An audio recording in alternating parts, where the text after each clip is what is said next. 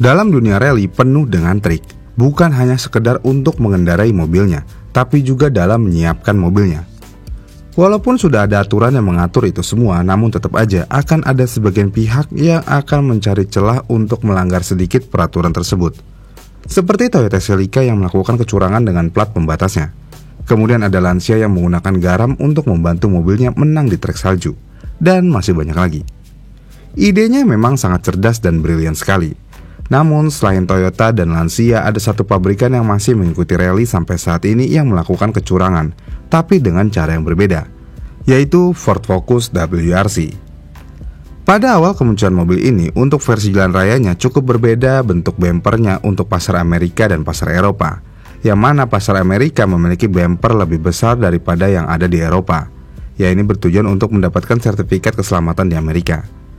Uniknya adalah mobil yang mengikuti rally biasanya yang berspesifikasi Eropa. Namun Ford kala itu malah menggunakan mobil dengan spesifikasi Amerika. Dan karena kejadian tersebut, banyak yang menduga awalnya bahwa bumper tersebut dapat menawarkan keuntungan aerodinamis atau sesuatu. Tapi nih lambat laut semua itu terkuak, karena itu bukanlah untuk aerodinamis, melainkan tim rally Ford menyembunyikan tangki berkapasitas 45 liter yang terbuat dari lembaran titanium setebal 2 mm di dalam bempernya yang besar. Ini adalah sebuah kejeniusan yang luar biasa dari keajaiban rekayasa teknis. Ditambah ini seperti masterpiece, karena setiap pengelas yang mengelas titanium biasanya akan memerlukan tindakan pencegahan dan keterampilan yang khusus, dan untuk mengelas bagian yang terbuat dari titanium seukuran 2 mm dan sekompleks yang dilakukan Ford ini adalah sesuatu yang luar biasa. Pertanyaannya, apa kegunaan tabung tersebut? Sebenarnya kegunaan tabung tersebut sangat sederhana, yaitu untuk menyimpan tekanan dorongan, yang mana tangki tersebut terhubung ke mesin melalui pipa titanium berdiameter 30 mm sepanjang 4 meter. Dan ketika pembalap melepaskan gas, maka turbocharger akan menghasilkan tekanan dorongan pada saat mesin tidak sedang menyerapnya.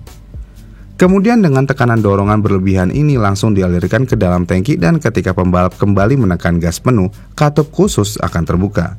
Dan tentu aja ini akan melepaskan tekanan dorongan ini dari tangki kembali ke mesin untuk meningkatkan daya. Dengan cara ini tentu saja Ford mendapatkan keuntungan yang besar dibandingkan pesaingnya.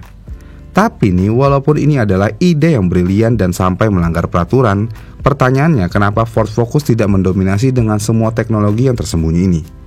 Sebenarnya Ford Focus bisa aja mendominasi kejuaraan sepanjang musim, tapi kesialan di dunia rally terkadang nggak bisa dihindari, yang mana Ford Focus mengalami beberapa kali ban kempes atau beberapa komponen yang rusak.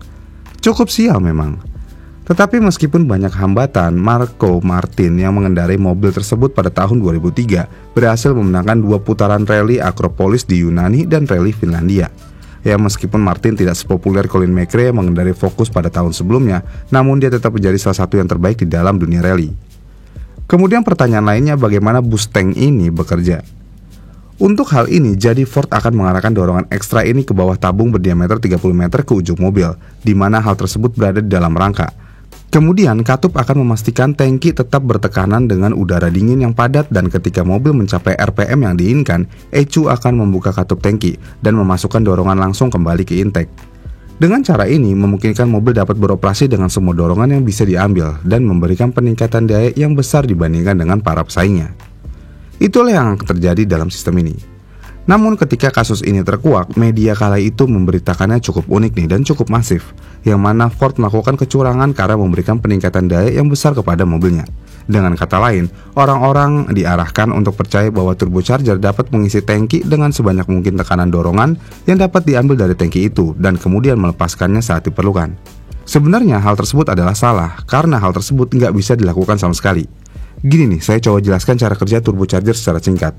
Di dalam mesin biasanya pembakaran akan terjadi di dalam silinder yang menciptakan gas buang panas, dan gas buang ini kemudian keluar melalui manifold gas buang dan menggerakkan roda turbin.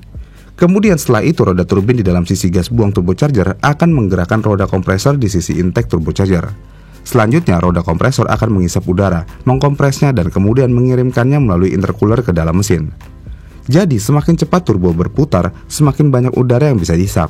Jadi jika semakin banyak udara yang dapat dihisap, maka akan semakin banyak udara yang bisa dikompres dan menghasilkan tekanan dorongan yang lebih tinggi. Dan jika semakin tinggi tekanan dorongan atau tekanan udara masuk, maka semakin banyak udara yang dapat masuk ke dalam volume yang sama. Dan jika semakin banyak udara yang dimasukkan, maka akan semakin banyak bahan bakar yang bisa ditambahkan. Dan tentu saja hal tersebut akan membuat pembakaran akan menjadi semakin kuat. Dan jika pembakaran semakin kuat, maka hal itu tentu saja akan membuat semakin tinggi tekanan yang dimanapun itu akan mendorong piston ke bawah, dan mobil bisa bergerak semakin cepat. Ya, kira-kira seperti itulah cara kerja turbocharger. Tapi walaupun sudah menggunakan boost tank, tapi di mobil Ford Focus WRC tetap memiliki tekanan udara yang dibatasi. Jadi, apa yang membatasi jumlah tekanan yang dapat dihasilkan oleh turbocharger di mobil ini? Nah, salah satu faktor pembatas utama adalah ukuran turbocharger itu sendiri.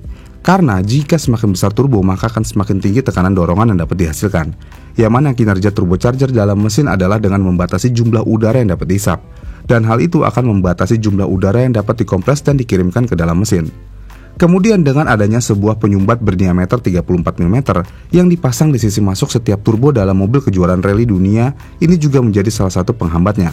Dengan demikian, dengan adanya penyumbat yang berukuran 34 mm tersebut, seharusnya boost tank tersembunyi Ford sebenarnya bukanlah trik atau kecurangan, karena semua udara yang masuk ke dalam tangki sebenarnya datang melalui penyumbat masuk sebelumnya. Ditambah, Ford juga tidak melakukan hal serupa seperti Toyota Celica, yang mana Ford tidak memasukkan penyumbat masuk, yang berarti jumlah udara yang masuk ke mesin tetap dan tidak berubah. Hanya saja dengan boost tank, Ford dapat keuntungan tekanan dorongan yang hanya menghasilkan peningkatan biaya yang diperkirakan hanya sekitar 5%. Jadi sebenarnya ini legal atau ilegal? Jadi untuk menjawab pertanyaan itu, kita harus merujuk kembali ke regulasi WRC.